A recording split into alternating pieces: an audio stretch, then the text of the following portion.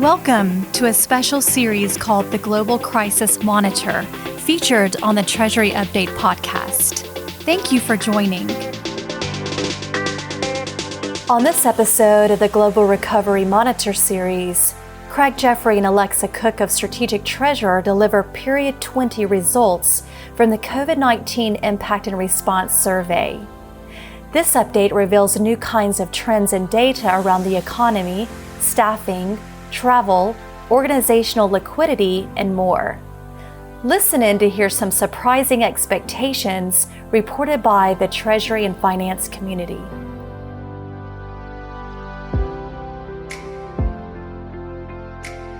Welcome back to the podcast, Craig and Alexa. Thanks, Meredith. Happy to be here. Yeah, it's been a couple months since our last GRM. Now that we are more than a year in with 20 completed survey periods in the Global Recovery Monitor, how do you describe the kinds of trends and data that we have been seeing over the survey periods? Wow, that's a good question, Meredith. You know, the fact that we're well past a year now. This is through pretty deep into May, and we started the monitor in March of 2020. This has been an amazing length of time. So capturing this data over, it's probably 14 months has been really, really interesting to see the trends. We've called it some different names as we've gone over it. We've called it the Global Crisis Monitor early on, and then as things started getting positive, at least economically, and then to some extent medically due to the pandemic, we renamed it the Global Recovery Monitor. And now if we were to talk about trends, we might have to call it the Global Exuberance Monitor, in that there's a number of things that are really positive. Economic trends, for the most part.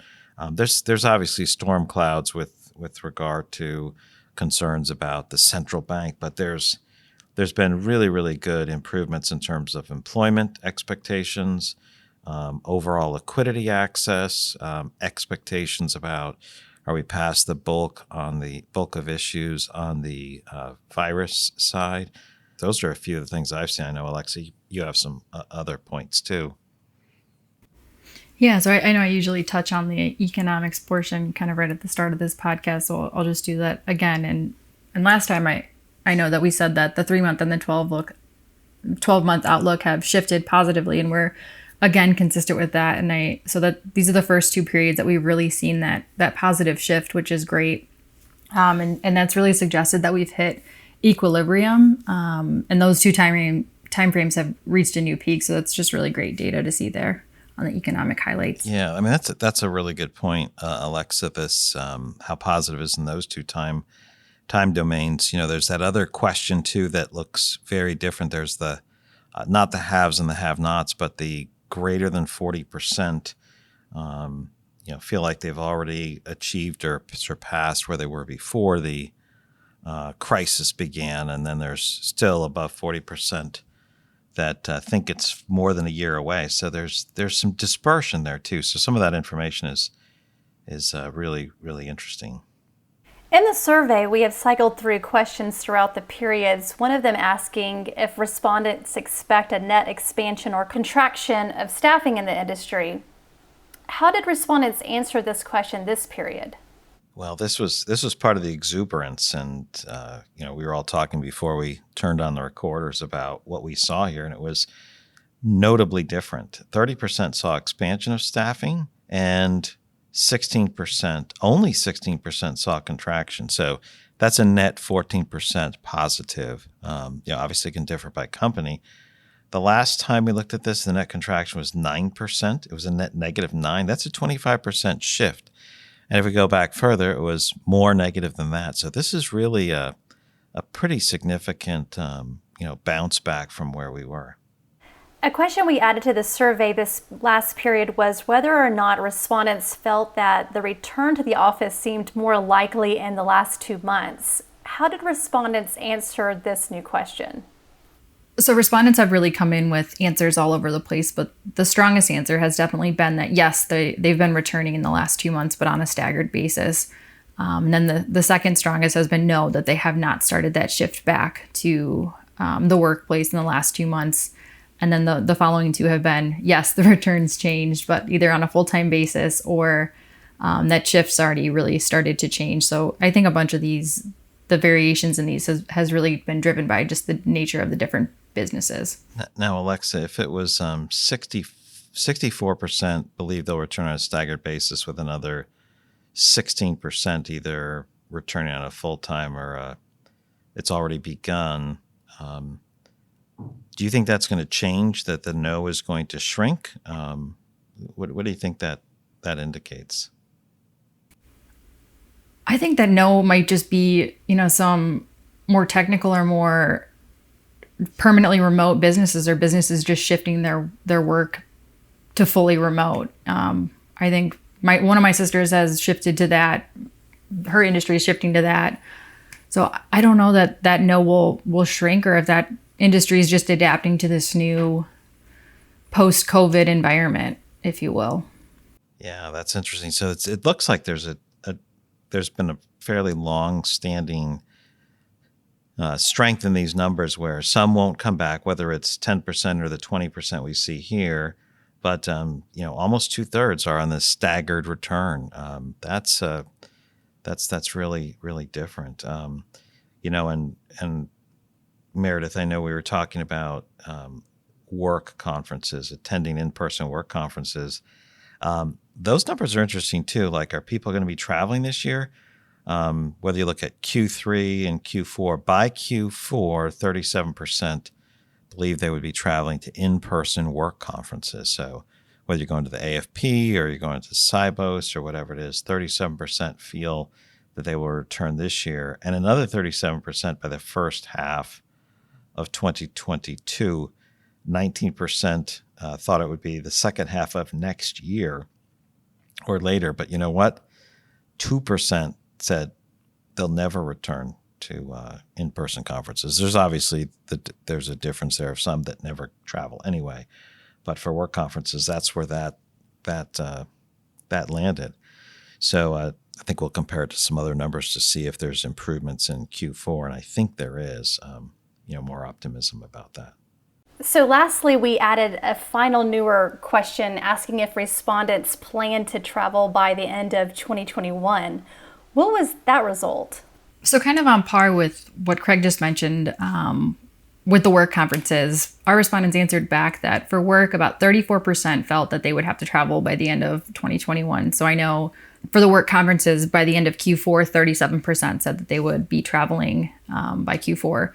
That's pretty consistent there. As far as the work travel is 34%. And then for family reasons, we had about 47% traveling by the end of 2021. And then not planning to travel was about 12%.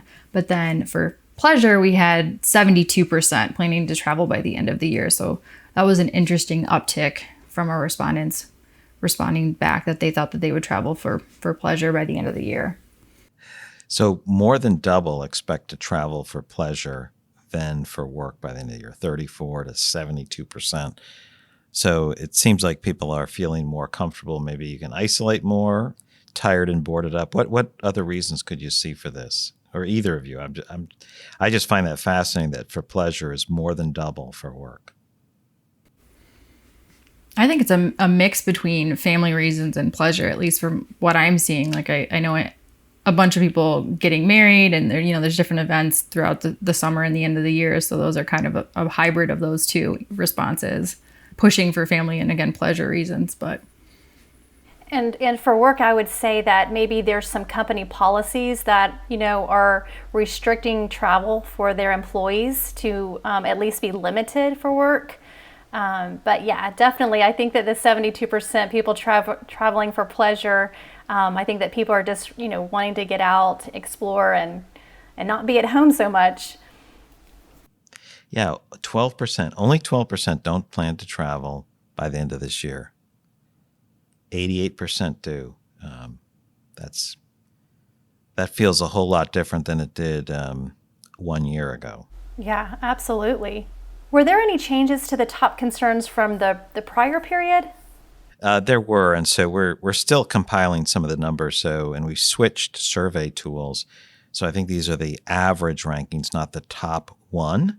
When we did the forced rank, so this is I think the lowest score rankings, not in order, but the top one in that measurement was access to adequate liquidity, which was number 3 before, recession in the regions we operate, which was number 4, and then one of the next ones was direct financial impact to the business.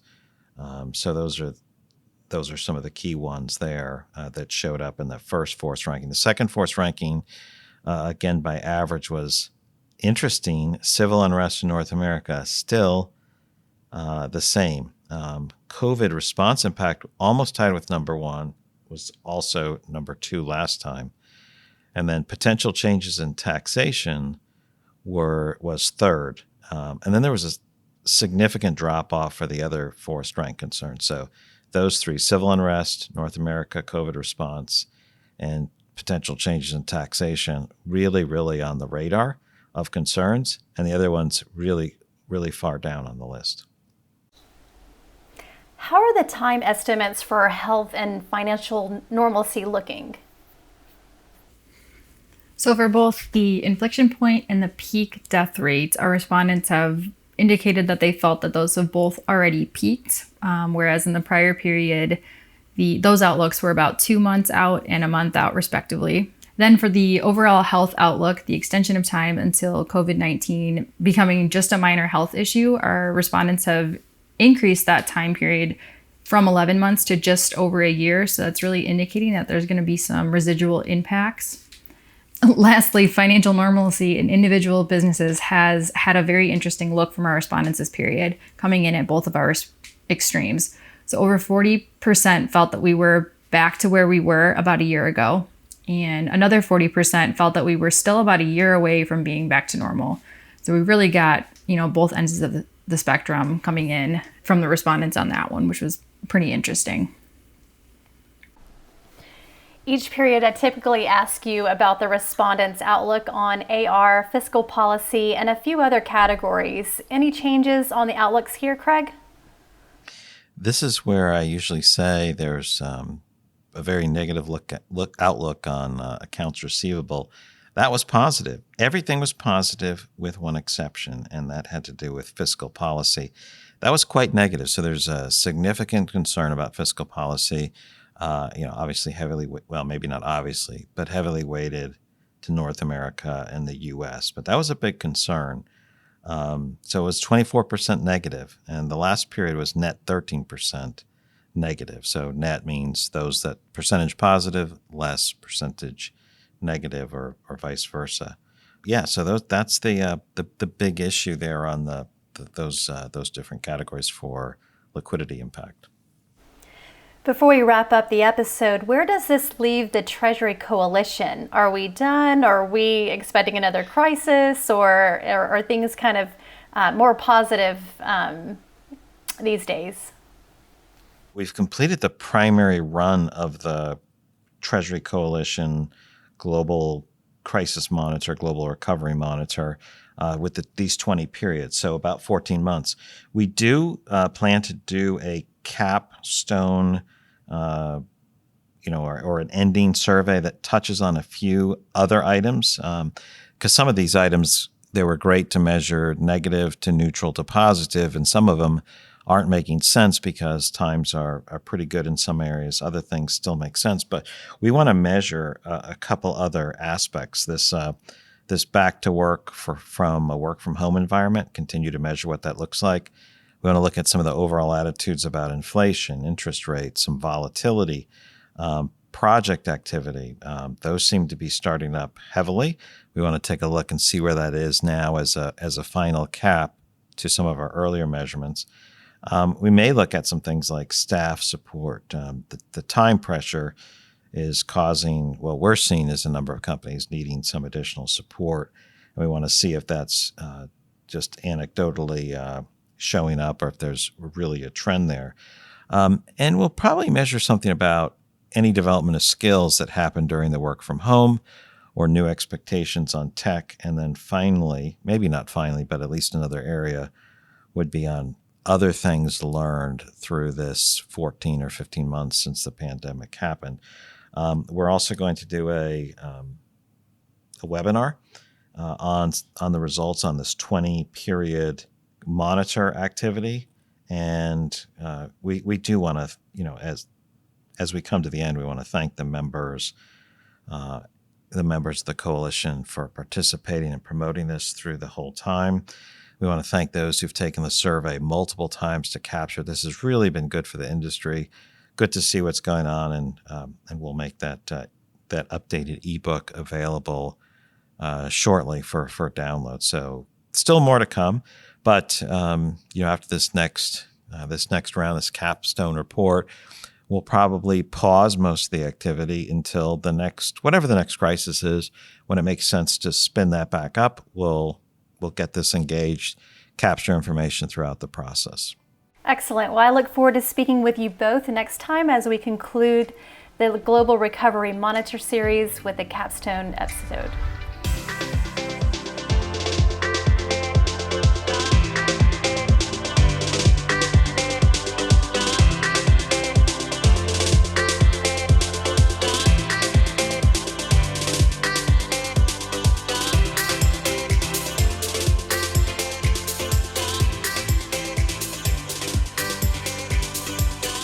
This podcast is provided for informational purposes only, and statements made by Strategic Treasurer LLC on this podcast are not intended as legal, business, consulting, or tax advice.